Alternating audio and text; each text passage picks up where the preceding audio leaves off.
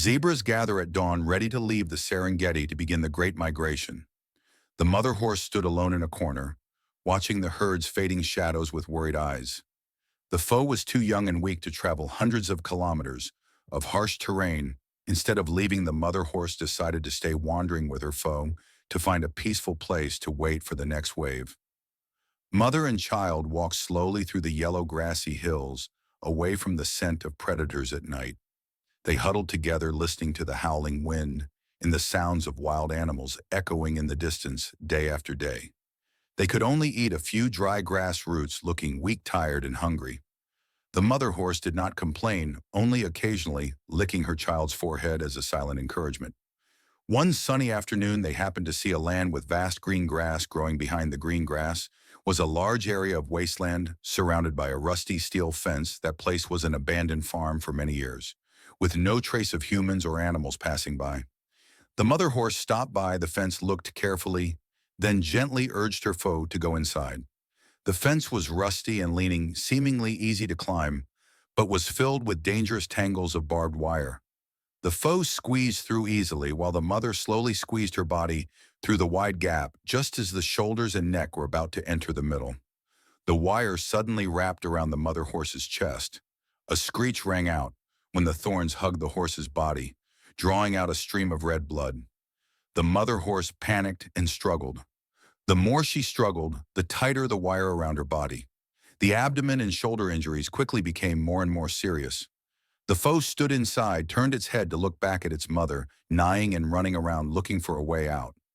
The mother horse tried again, using all her strength to back away, but was pulled back forward again.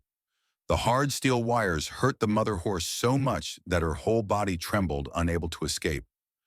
The mother horse collapsed, her eyes wide with fear, but gradually weakening. The foe pawed the ground, trying to run towards its mother, but could not get past the tangled fence. The mother's moans echoed in the foe's ears, causing the foe to feel heartbroken. The green grass on the farm seemed to fall silent, giving way to despair. The mother horse lay still, her breathing growing weaker and weaker. The harsh sunlight shone down on the body covered in blood and dirt, making the wound burn even more. The foe clung to its mother, not daring to leave her side, only looking up at the sky with hopeless, pleading eyes. Time passed heavily, no one passed by. Not a sound except the buzzing of flies. The mother horse closed her eyes, her body growing cold. Though her heart still beat weakly, the little horse snuggled close to its mother's neck, as if to transmit warmth to the fragile life that remained. A car engine sounded from afar, then gradually approached. In the middle of the deserted space, the pickup truck stopped outside the fence. The man slowly got out. Looking calm, his name was Thomas Kepler, the former owner of the abandoned land, who was returning to inspect the area when he saw two horses lying in the middle of the field. He immediately ran quickly towards the old fence.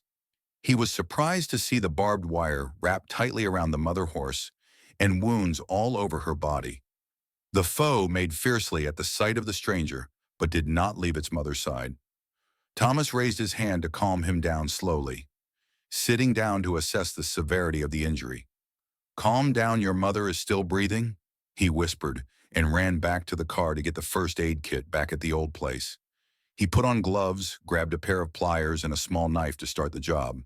Thomas started by cutting the outer wires where the mother horse had not been injured.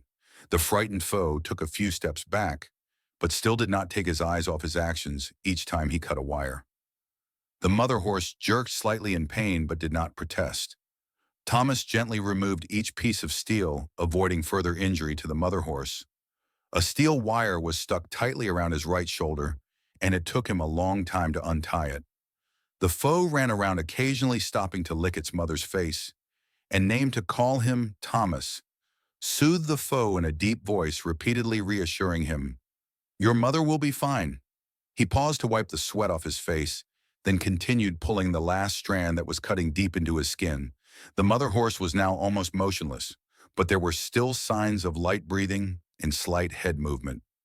Finally, after nearly 30 minutes, the entire layer of barbed wire was cut away from the mother horse's body. Thomas put the bundle of wires aside and took a clean cloth to wipe the wounds. The foe nuzzled its head into its mother's chest, its eyes sparkling with anxiety. But seemingly with a glimmer of hope, Thomas gently placed his hand on the mother horse's head as if to check her reflexes and feel her pulse.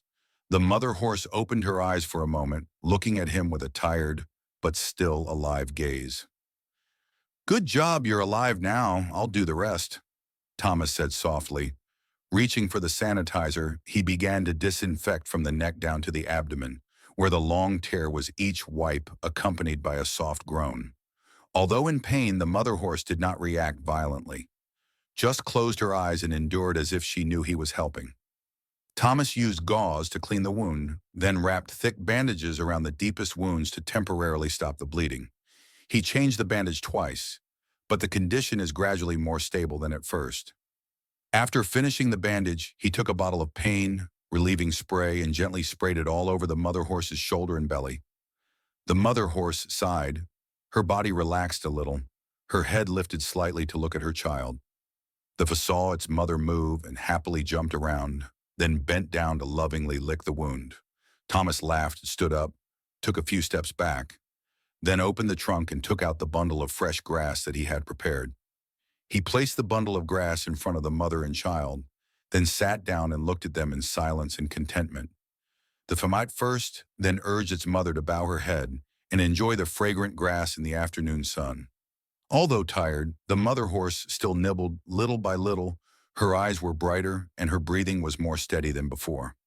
The wind blew gently, carrying the scent of grass and the faint smell of spray that filled the air with new vitality. Thomas checked the wounds again, then put away the medical supplies. His eyes still on the two children, at that moment, there was no longer any distance between humans and animals. Only life and compassion, a little bit of grass, a little bit of medicine, a little bit of humanity has created a miracle in a place that seemed hopeless. Thomas stood up, dusted off his hands, and slowly walked over, bowing his head and lightly touching the mother horse's neck as a farewell.